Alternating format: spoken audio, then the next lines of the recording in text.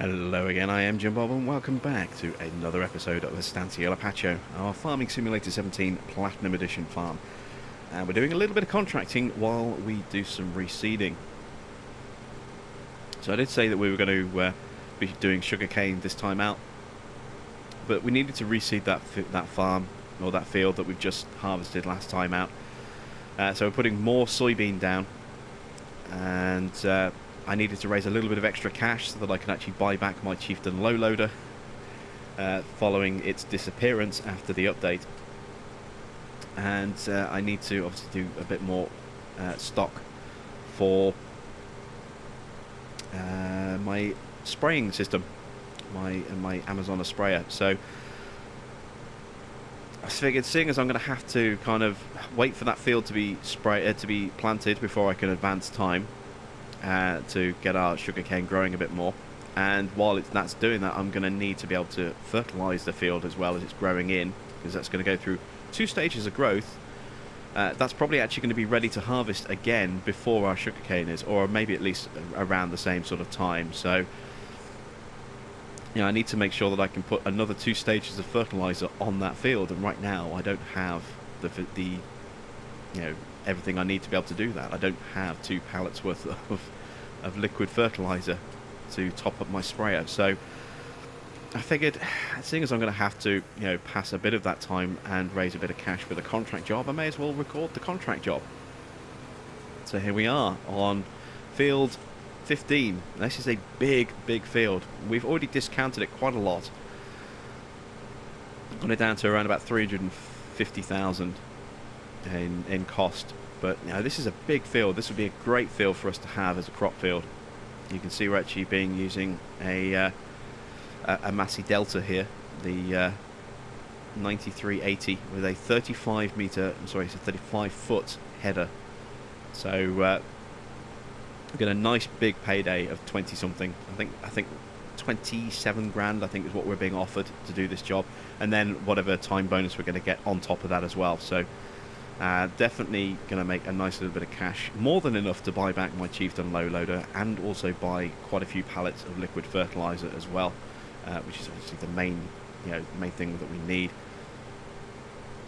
And then once that's done, we'll be able to, as I say, keep this field growing and fertilizing while our sugarcane is done, getting to its final stages. And then next time out, we'll definitely be in a position to actually go ahead and harvest our sugarcane, because we'll have a field that will be fertilized and ready. Our sugarcane is done in the sense that we don't need to touch that now. We just need to let it grow, and then beyond that we'll just need to fertilize it again once we've harvested it, because it'll just grow back. I'm really looking forward to actually growing back my first proper crop of sugarcane. Last time out when we had sugarcane, we had it on this field here, field 14, and it started to grow in as we were ripping up the field. So we haven't really had that period of let's get 3 harvests out of a sugarcane out of a field before we have to do anything to it. Now we're actually going to be starting that process with this current round of crops that we have. So I'm looking forward to that. Looking forward to seeing just how overloaded that field looks once we've got 3 harvests worth of cuttings on it.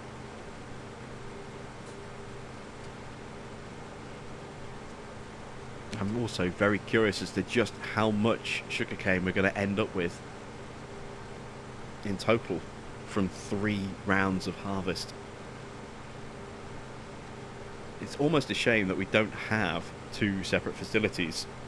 I mean, I suppose we do in a way. I mean, I've got the one at the farm, which is 800,000 litres of storage, and then we also have the elevators, the grain elevators. There's one over there, look, just there. There's another one other side of that ridge, and there's another one all the way off in the distance over that way somewhere as well. So we have 3 grain elevators. Can I see the 3rd one? No, it's off there in the distance. We've been there before. So we could potentially store. I'm considering.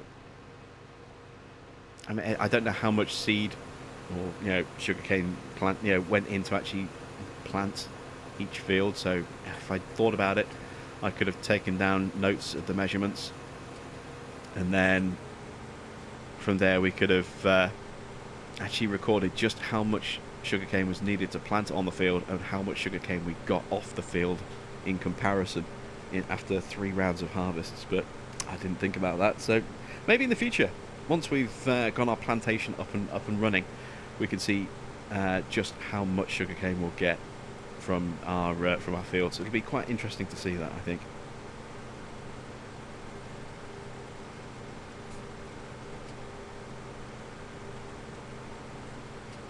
We're making pretty good work on this field. I thought this would take a little bit longer than it's going to, but this header is making short work, and I don't know what it is, but this combine just feels really slow. I think it's maybe because it's the really big Massey. It's the larger of the two, new Massey combines, but with the smallest header. I don't know if that's the reason why, but it feels slow. It looks slow. It must just be a size thing. The other combine felt faster in third person like this. I mean, in first person, yeah, we're moving at about the speed you'd expect. It feels about right, but yeah, it feels very slow watching it like this. I don't know why. I can't quite put my finger on it, but it does feel a little bit slow. So who knows?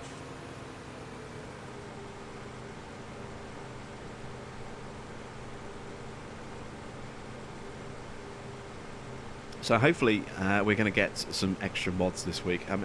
I'm recording a whole load of episodes on a Sunday here just to try and get a load of coverage recorded. This is the second one I've recorded today, so hopefully by now we've actually had some more stuff go live. I'm still waiting for that update for Houday Ranch so that we can update our American Midwest playlist. Really want that to to work without having to restart our farm. I'm pretty confident that we won't have to, but I mean, it may possibly even be out by now. Like I say, I'm kind of talking several days ago from when you're seeing this, so I'm still waiting for it to be released. It may already be out, and hopefully it won't break our farm. But I've seen in the past updates have broken farms and they've had to be restarted. I'm really hoping that's not going to be the case with Midwest. So fingers crossed, we'll be alright. And obviously we've got Gorala as a new map that's been in testing for a little while now. A lot of people really excited for that one. And New Bartelshagen as well is also in testing, or was in testing, if it's been released. Again, I'm kind of, I can't see into the future, unfortunately, so maybe it's on the way, maybe it's not. Maybe it's already arrived. Yeah, really looking forward to those maps. I've had a look at the sort of the map layouts on the PC, and the images of the map. I haven't looked at map tours yet. I don't generally tend to like looking at other people's map tours until I've done a map tour of my own, because I don't want my map tour to be influenced by other people's map tours, if that makes sense. So whenever I do a map tour, I like to have a look at an image of the layout of the fields and the farm and where everything is, and then as soon as I've got the map installed, I tend to have an explore for anywhere between 30 minutes and an hour, depending on the map, depending on how big it is, depending on how much stuff there is to look at, and what the kind of access routes are. So I have an explore and I have a look around, and I usually look for the first 10 nuggets, so I know where to look when I actually do my recording. But I don't generally tend to collect all 100 nuggets. I mean, it's very rare I'll ever do that. I think I've only done it twice. I think one was most recently was the West Coast, and that was mainly just because I know that when Bill placed the nuggets on Cold-Brew, they didn't translate properly on console, and I wanted to make sure that we didn't have a repeat of that with the West Coast, and they were all fine. All 100 could be collected. And the other one was kind of inadvertent. It was American Outback, when we had one nugget to rule them all. And you collected the one nugget, and all 100 were in exactly the same spot. Something Shu tried to do, actually, again with Mustang Valley, and then Giants slapped him and said, nope, can't do that, space them out. And he was like, okay. And then kind of just spread them out around the map. But yeah, so I've just got this image of this big fat lip just sticking out, going, just getting admonished by Giants, naughty boy. Yeah, they didn't like it, just sticking all the nuggets in one spot. So I'm not quite sure how we managed to sneak that through on American Outback. Maybe he just didn't have the nuggets on the official list, and they kind of snuck in that way. But yeah, from Mustang Valley onwards, that was stopped, and he had to space them out around the map. So those are the only two times I've actually collected 100 nuggets on a map tour, or prep for a map tour. But as I say, I don't like my map tours to kind of be influenced by by having watched other people's map tours.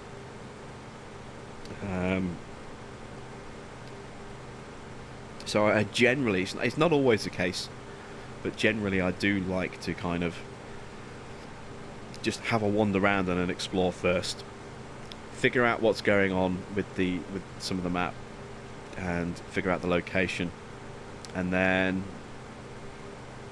I'll do a recording. And sometimes I'll finish that recording and I go, you know what, I can do that better, and I'll re-record it, and then I'll release it, get it up, and then I'll start looking around and seeing what other map tours are available for that map, and just start seeing how other people approached it differently to how I approached it. But I prefer to do it that way. I prefer to formulate my own thoughts on the map first, and then kind of go in and explore and figure things out for myself a little bit, and then once I've done that, that's when I start to then look at other people's tours as well, just to see if there's anything that I missed, anything that I forgot to add in, see if anything was discovered that I didn't discover, and just how someone else's map tour might have been approached compared to mine. So there we go. That's kind of my sort of reason, my thought process when it comes to doing map tours. I'm kind of hoping that the maps themselves that are in testing don't go live while all my stuff is boxed up. I hope they go live either before I box stuff up, or once I've got stuff unboxed and ready to to use again. Just purely on a selfish point of view, that I don't want to miss the releases of those. I don't want to be days behind everybody else. But we'll see. It's maybe inadvertent, maybe unavoidable. Fingers crossed I'll be able to sort of have a look at those maps as soon as they go live. It is making my mod selection a little bit tricky, because I only have a couple of maps installed at the moment. I have let's see, we need to get an increased amount of storage, I think, from Giants, because the 4 gig isn't enough anymore. I'm usually very selective with mods, but even I'm starting to struggle a little bit with space. I had to uninstall the West Coast until I'm ready to use that map, just because it was taking up too much space. So I can't now go in and edit the starting lineup of gear that I was using or do any test farming on that until I'm ready to actually start doing stuff on that, because I'm running out of space. I'm back at about 75% storage now. That map put me over 90, and with all those other bits and bobs that are coming soon, and those other 3 maps that we know of that are in testing, it's just too much. And I have Mustang Valley installed because of Big Bud Farm, and I am actually doing some off-screen work in my spare time when I get the chance on Big Bud Farm. We also have American Midwest, which is Houdet Ranch, installed, and Altenstein for Deutz Farm, and that's it. Just those 3 maps, and the rest is all sort of tools and equipment, and some of that stuff I can be really brutal with, but the problem is I'm running so many different Let's Plays that if I remove one piece of equipment, I have to check multiple Let's Plays to make sure that I'm not using it on one of those particular farms. You know, most of the stuff I can kind of remember, but every now and again I'll run into the issue of actually deleting something that I was using on one farm, but only on one farm. So I have to be really careful with the mods that I'm selecting. And the obvious option would be, you know, don't use the mods at all, or you know, use the same mods on different farms, and I don't like to do that. As we've had this sort of kind of discussion before, I like to use my Let's Plays to kind of show off different mods with different themes. So some farms will get a particular, you know, sort of theme of mods, other farms will get different themes of mods. You know, it's so you actually see something different every time, not just in the map but in the equipment being used and the mods being used as well. But the problem is when you're running multiple Let's Plays, is that you end up in a situation where you've got 3 or 4 times as many mods as you really need, because you're running 3 or 4 different farms, and you only really should need however many mods you need for the farm that you're running. And because I run 3 or 4 different farms, that means I need 3 or 4 different complete sets of mods, which just means a lot of expense. Sorry, a lot of memory being used up. It is a bit of a problem, and I am going to have to go in and start being very surgical and just cutting out mods that I just don't want to use, or have no plans to use, or have tried and not, you know, and I'm not sure whether I can fit it in. It's going to be brutal, because there are some mods that I always love to fall back on, and I think I'm going to have to just brutally say, nope, I can't use those. But I'm going to have to do this every time we do a Let's Play. I'm just going to have to go in and completely evaluate my mod selection, I think, and just otherwise, depending on how big these new map files are going to be as well, you know, we're going to end up in a situation where mods that are really useful just get cut, regardless of how good they are or how useful they are. If they're not being used, they get cut, which is a shame, because like I say, yeah, I like the flexibility of having some mods cross over, and I don't think I'm going to be able to do that much going forward, unless Giants allow us to actually have more than 4 gigs of storage.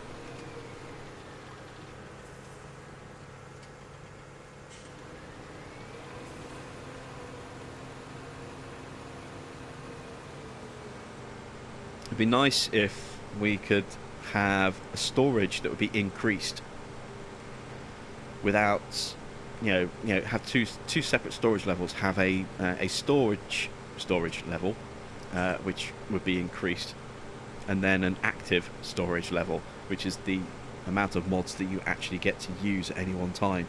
So at the moment, whatever we store, we can use. So in theory, obviously slots and everything is kind of going to prevent that, but in theory you could have 100% mods installed, and you could use all 100% depending on what mods you've actually selected and how many of those are maps and so on and so forth. But you know, you could use your entire mod storage on a single playthrough if you wanted to, on a single map, based on what's available, slots permitting and so on and so forth as well. But what would be really good would if we could actually have a separation. So we have a total amount of mods that can be stored, and then from that selection of mods, a total amount that can be selected and used at any one time.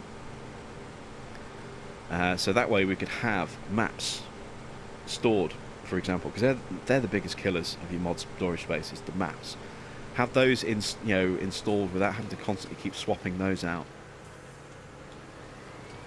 to make space for other mods. And then you have a total number of mods that you can select. you know, in terms of either just number of mods or mod store, you know, file size limit that you can use per save file. It'd be nice if we had, you know, something like that, just because I say we are starting to struggle. You know, those of us that are very active on Farming Sim are starting to struggle, especially with multiple farms. It makes it very, very difficult now to kind of choose what stays and what goes, because there are so many great mods out there that I love to use that I'm going to have to say goodbye to, I think, if things continue the way they are, because map files are only going to get bigger. I think we're going to reach a point, I think, where we're going to see less of the 200 to 300 megabyte files and more of the 400 to 500 megabyte files popping up as people get better at map making and start adding in more features and more details, and that's potentially going to be a problem when, you know, going forward, when we just start running out of space a lot quicker. I really hope that's not going to be the case, but we shall have to see what happens in that respect. I'm also curious as to the as well, this horse pack that's coming out, if that's going to be as a free DLC or if it's going to be a mod. I think it's going to be a mod, which means God knows how big that's going to be. That's going to be map size, at least. Well, it is a map. It's going to be huge. Horse Agritechnica as a mod, because it's you know, it's the Horse Agritechnica map. Plus, it's also all of the equipment as well. That thing is going to be a massive file size. I mean, if that comes out as a mod, that's going to just cause so many issues, because you're going to have to remove so much stuff to be able to install that if you're kind of a little bit compromised on available storage space like myself.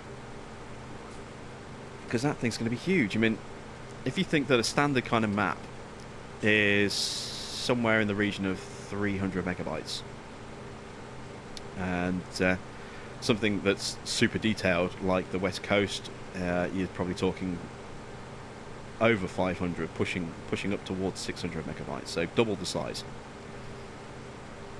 Agritechnica, I'm guessing, is going to be a pretty detailed map, because it was done by Vertex Design, very, very competent modder. I think that was actually the map that won that contest in, I'm pretty sure it was the map that won that contest at the mod contest in, you know, earlier in the year. It won that particular category, so it's going to be a very good map. It's going to be probably quite a detailed map. There's going to be some scripting and stuff that's going to be added into it. The map could be, at a conservative guess, let's say the map is 250 megabytes. Then you've got all of that equipment that's included as well. Now, we've seen that equipment can vary dramatically from, you know, just a couple of megabytes all the way up to 20, 30, 40 megabytes per piece of equipment, depending on what it is. There's a lot of big equipment included, and it's entirely possible that the whole pack combined could be well over 600 megabytes. Well over 600 megabytes. So that's actually quite a bit of a concern. I hadn't even thought about that until just now, is just how big the horse pack is going to be in terms of file size. That could cause some serious issues for people trying to figure out what to keep and what to get rid of just to be able to install it. So this is what I'm saying. I think we need to have an increased amount of storage that we can use just to actually have things installed, and then keep a limit as to what we can actually physically use at any one time. But I do think we need to be able to install more than we're being allowed to at the moment. Just because as we keep progressing, things are only going to get better quality as modders improve and get better at things, and so file sizes are only going to get bigger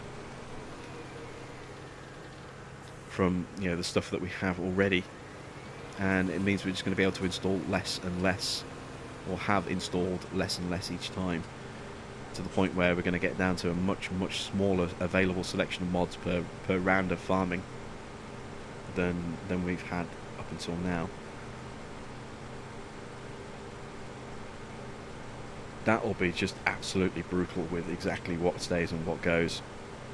I can see a lot of people are going to have to make that decision very, very soon if they haven't already. I mean, I've always tried to be, as I say, quite selective, but by selecting, by opening up my mod selection a little bit to do these theme farms, I am keeping a lot more mods that I wouldn't normally have used. Like, I would never normally have used the Deutz-Fahr mower, one of the smallest mowers in the game, but because I'm doing a Deutz-Fahr themed farm, there it is. Same with the Deutz-Fahr Condimaster.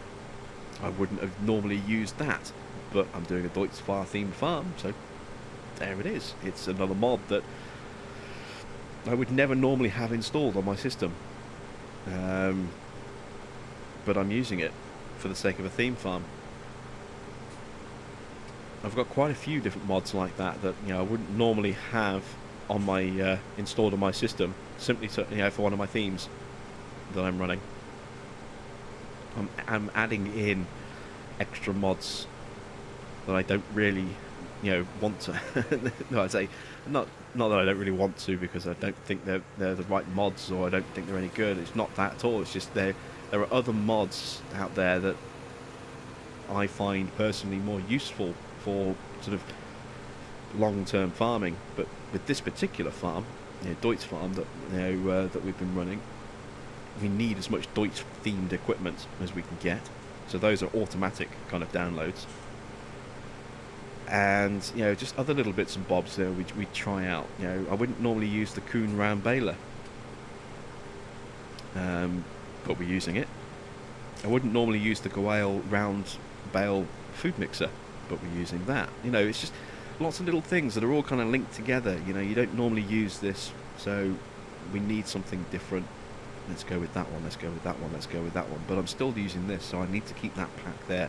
So I'm going, okay, I need to take this piece of equipment that I would normally use and replace it with something else, but I'm going to keep it installed because I'm using it somewhere else. And now I'm doubling up the number of mods for that piece of equipment by getting something else in on top of the thing I'm not going to be using. Yeah, it's a bit messy. It gets messy. It can get very messy. How is our seeder doing? Where is he? There he is, still toiling away on the field.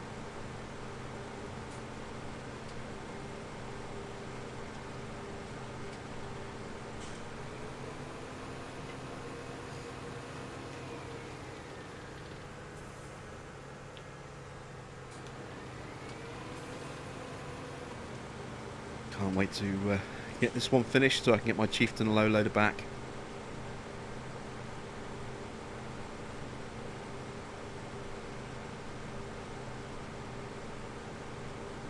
Pick up the supplies that I need, advance time, and we can then get started on our sugarcane and finally try out that brand new big case harvester.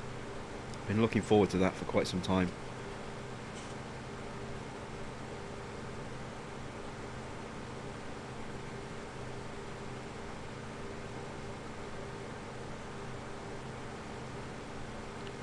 Looks as though he's actually getting close to the edge of the field.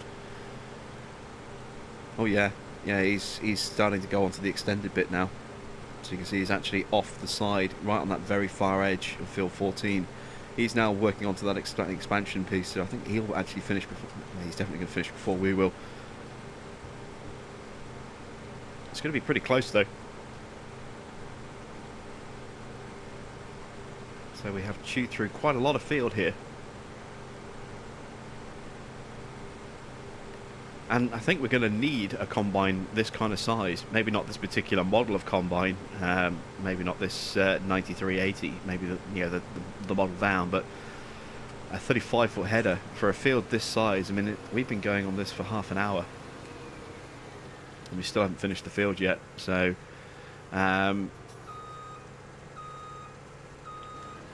maybe this is what we need to kind of look at as our upgrade path. We're going to go with either Massey or New Holland. I haven't decided which way I want to go yet. New Holland makes more sense because... Well, sorry, Massey makes more sense because they are the #1 brand of all brands at least when it comes to tractors anyway, in Brazil, which is where this farm is set. So it makes sense that they would have a lot of combine equipment out there as well. And we have more options with this particular brand, because we can go with this combine, which is the biggest, obviously. Then below that, we've got the smaller version, the number of which I forget, 70 something, I think. And then we have the old school Massey as part of the Black Sheep modded MF pack, the old school Massey Ferguson stuff. We have the harvester in there that we could use, which has I think a 7,000 litre capacity. So we have that harvester in there as well, which would be, you know, a good option for us. Whereas with New Holland, we have the small combine, or we have the massive CR1090, and nothing kind of in between. So either of those two brands would be a viable choice, because, you know, the number 2 brand is New Holland when it comes to tractors in Brazil. So either of those two brands would be absolutely spot on for this particular farm. But I think we'll probably end up going with Massey.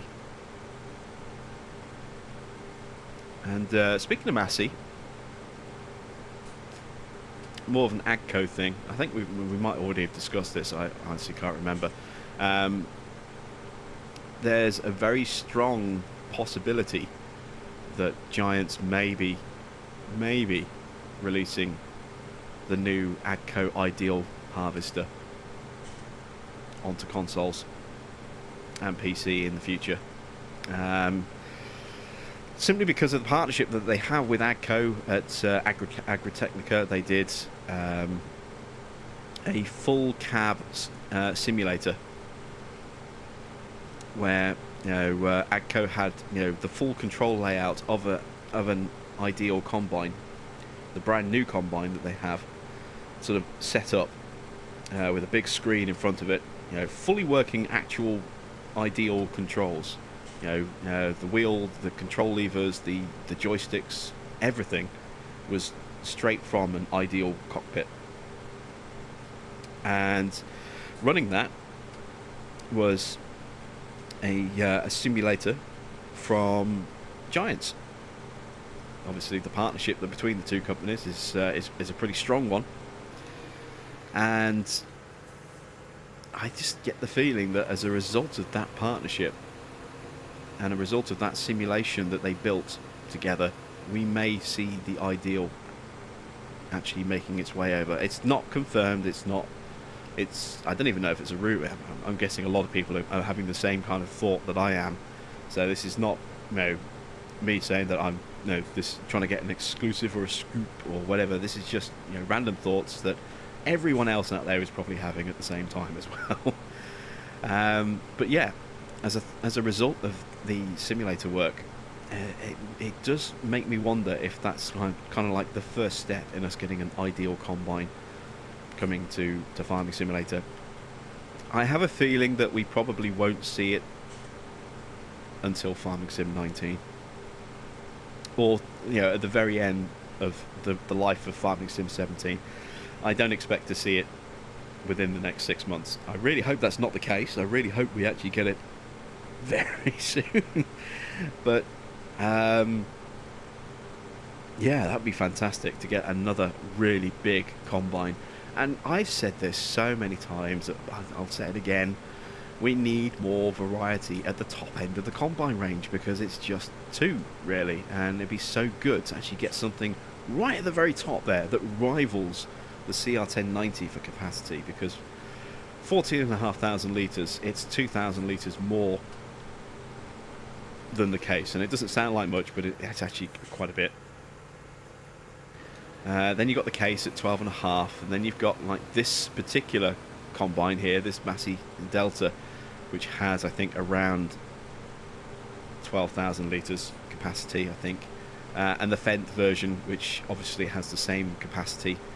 And then you've also got the larger of the two Rostelmarsches, which also has a 12,000 litre capacity, but You know, the two biggest combines have been, you know, the Case and the CR1090 from New Holland. You know, it's just there needs to be another contender up there. Certainly something that rivals the CR1090 in capacity, because from a pure numbers game, why would you ever choose something other than the CR1090? From a pure numbers perspective, it holds, you know, a larger capacity. It moves at a faster speed when not in operation. You know, it's,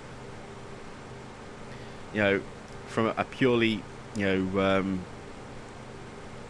taking emotion and favoritism and anything like that out of the deal, from a purely performance perspective, it's the best machine in there.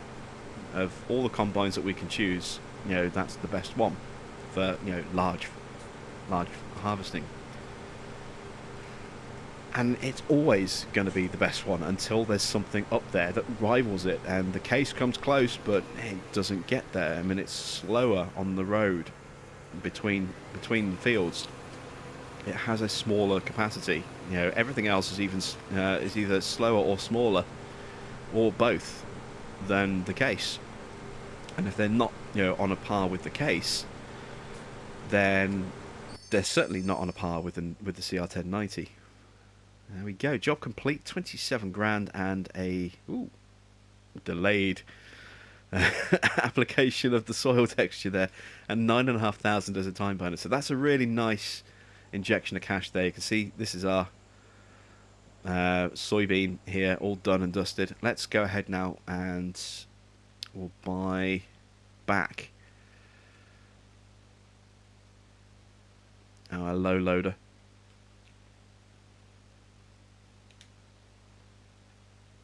So let's stick with standard tyres. Let's change the colour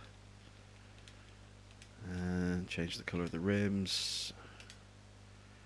There we go. So we've got our trailer back. Now I need to take the forklift back down there with our extra long forks.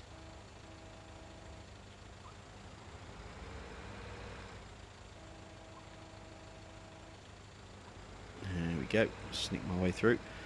I think going forward what I might do is I might have a set of forks down here actually, and then a set of forks which I just leave at the store. That might be a bit more practical. Change the angle there so I can get those through.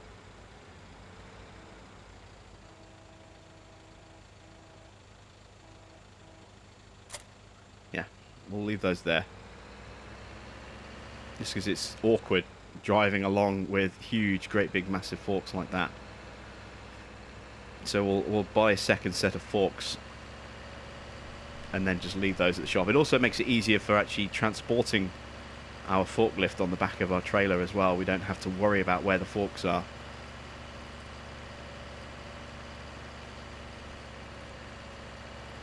This thing can be a bit twitchy at times. You oversteer it. I still want one of those Jeeps in front of us as well. I want one of those to be able to drive around in. So jealous of that guy in front of us. I think that's a cracking little vehicle for us to actually have as a personal transport vehicle, and that to me would have just made more sense than having the you know, the classic sort of 50s 60s car that that you see driving on the roads. I would love to see. I mean, and it's great. Don't get me wrong. I enjoy it, but it's, you know, it doesn't do anything. It doesn't serve any purpose. I think a Jeep like that would have been, you know, a more utilitarian vehicle. We could have used it. Maybe had, you know, just 2 seats in it, not a 4-seater. Had a little canopy area, a little, you know, sort of flatbed area at the back where we could put in a pallet or something like that. You know, that to me would have made more sense than what we got. But who knows? Maybe someone will actually release one for us. You know, either Giants or a modder will actually give us a proper sort of like Jeep or clone of a Land Rover Discovery, or, you know, I'd love to have a little disco. Or maybe a Range Rover or something like that, you know, just something a little bit more suited. I mean, we've had, in terms of mod vehicles coming to console, we've had a Mustang, which is just, well fun to use. Where would you really use that on a farm? As a farm utility vehicle. Obviously, we've got the Rumbler van, which is not as practical or useful as I was hoping because you can't fit wool pallets in it, and I think you kind of struggle with regular pallets on top of that as well.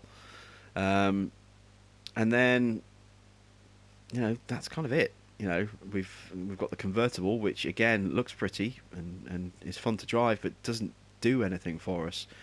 These two are actually the most useful vehicles in all of that, which is a bit of a shame, I think. Right, I need some forks, don't I? There we go. Long forks. Let's leave them in default colour, although I don't know if that'll actually do anything.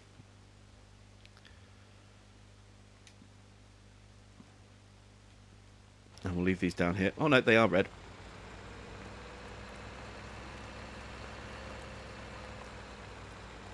Actually, they're really hard to see on this ground. We'll have to be quite careful where we choose to put those. I think I'll just leave them on that concreted area. Right, let's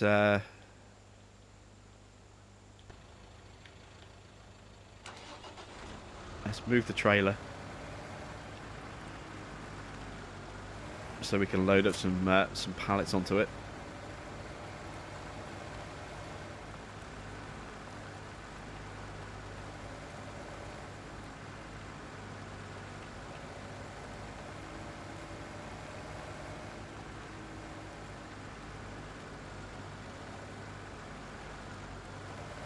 Try and get it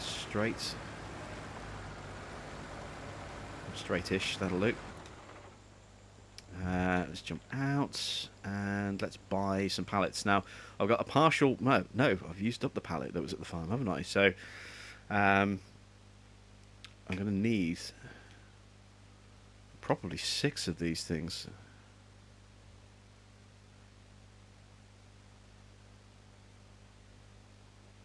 That's 6. 1, 2, 3, 4, 5, 6. Yes, there we go. So, next question is, I know I can carry 2 pallets of seed and fertilizer at a time. Can I carry 2 of these at a time? Probably not. I'm not probably going to risk it, but I might do when I get back to the farm when I try and unload. We'll see how that goes.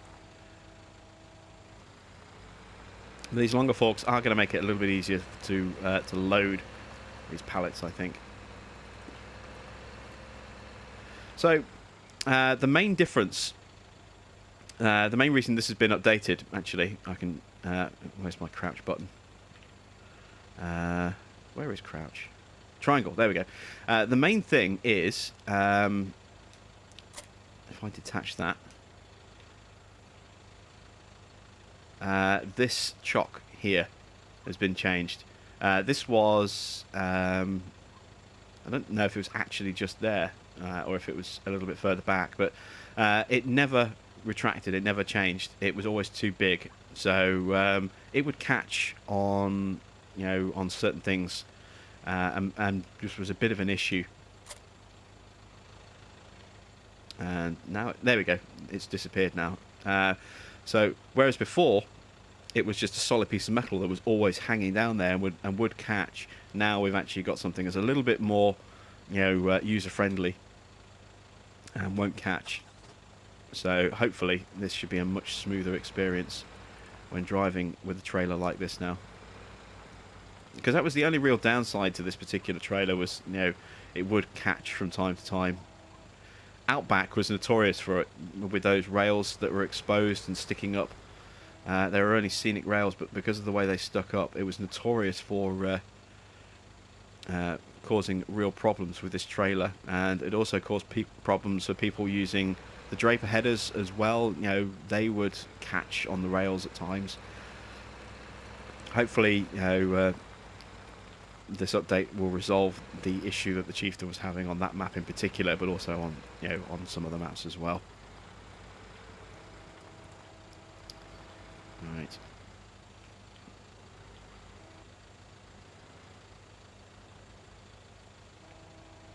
tilting forward too much. There we go.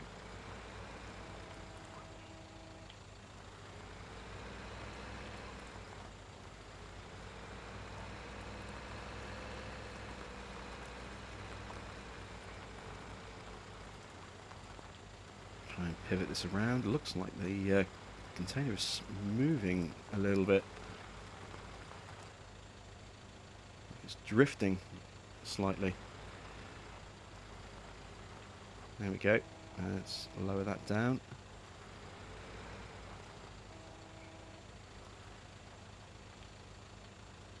A little concerned that it's sticking out too much on the other side. Let's give it a quick nudge.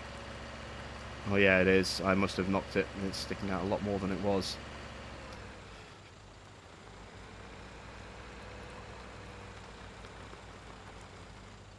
There we go. Push those two together. Right, so let's strap them in.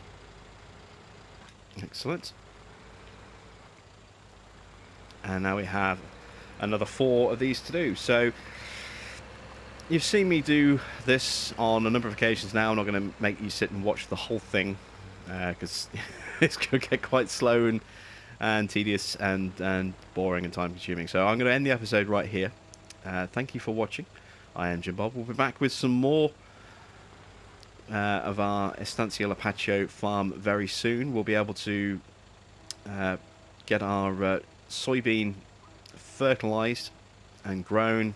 We'll get our sugarcane continuing to grow, and I promise you, next time out we will be harvesting our sugarcane. So, as I say, thanks for watching. I am Jim Bob, and I will see you all again very soon.